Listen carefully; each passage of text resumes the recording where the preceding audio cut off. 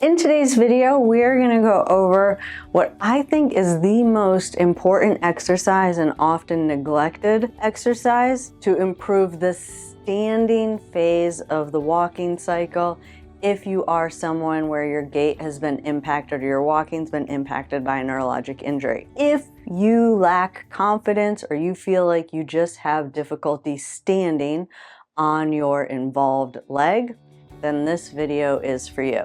And by the end of this video, you're gonna know one potential reason why you find it so difficult to stand on your involved leg. And of course, one drill that you can start doing today to rebuild or restore that balance confidence with single leg standing, which is absolutely essential to normalizing your walking pattern.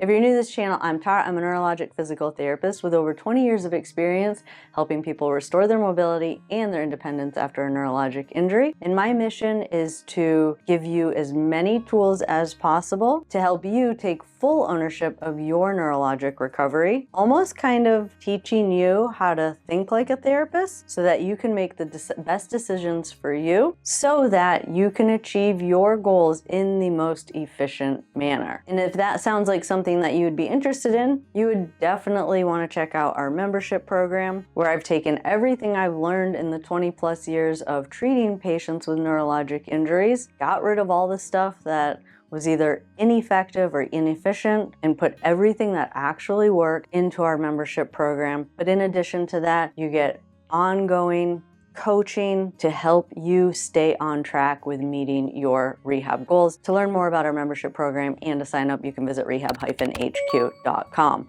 But now on to what I believe is the most neglected and one of the most essential exercises that everyone should be doing after a neurologic injury, and that is half kneeling.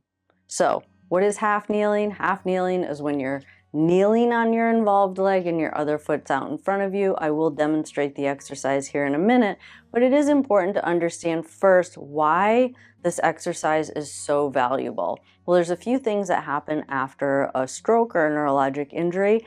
One is you develop some abnormal synergy patterns in your leg.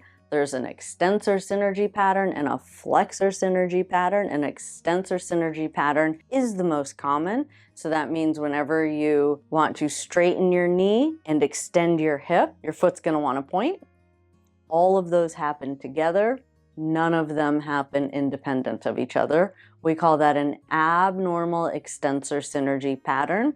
Very common after a neurologic injury. The other common thing that happens after a neurologic injury, or more specifically probably a stroke, is that people lose the ability to extend their hip. That isolated movement is very, very difficult without other movements going on at your knee. So typically, when someone tries to stand tall on one leg, they can't extend that hip. So their hip stays kind of back in this position. So one thing we really want to do is relearn how to isolate hip extension. The other thing that happens is that people lose the ability, some, not everyone, some people lose the ability to dissociate.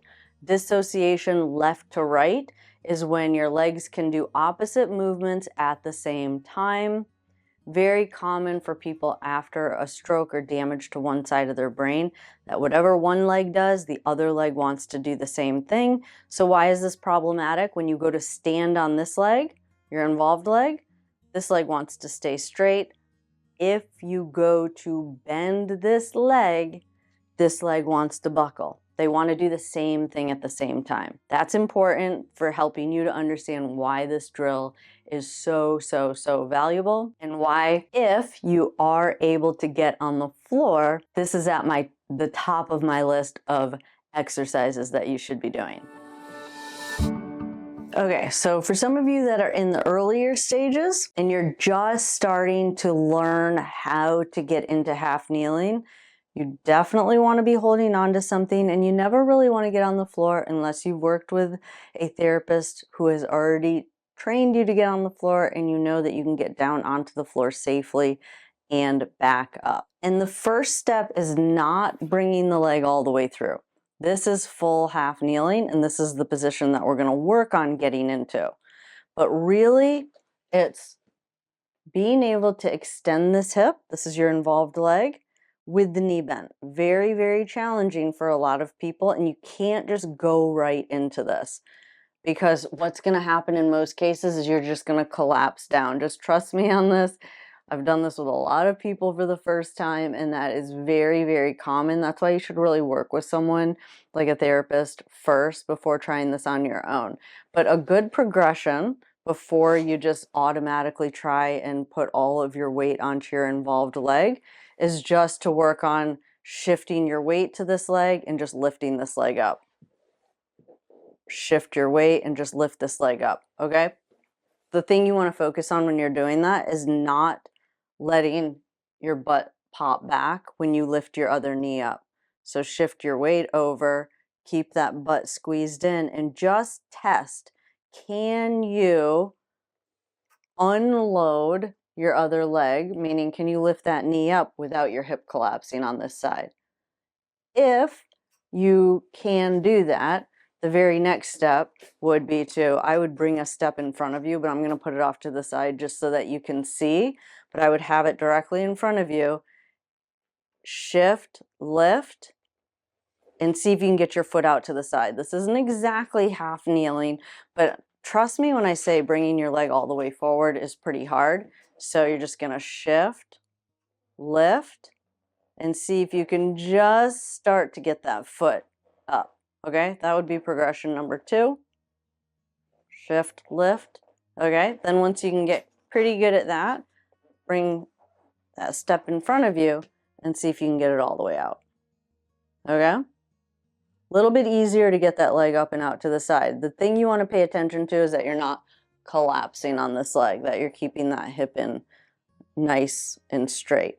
Then once you can do that, then you can start working on bringing this leg all the way through. Remember, the trick is, this is where that dissociation becomes a little bit more challenging if you can't do it, if you can't separate your left from your right. So you really, really want to think hard about squeezing this hip and bringing this foot when you bring that leg forward. Remember, you got to be thinking in your head, your brain is, you're trying to do opposite things with the two sides of your body. Start holding on.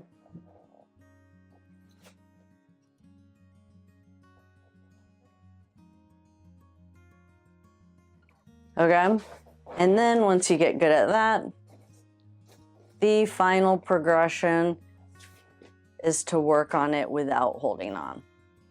Again, every time you're still focused on keeping this hip in, not sitting back, keeping that foot in, bring the leg down, bring the leg back up,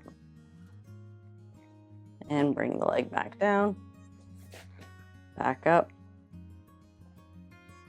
and back down.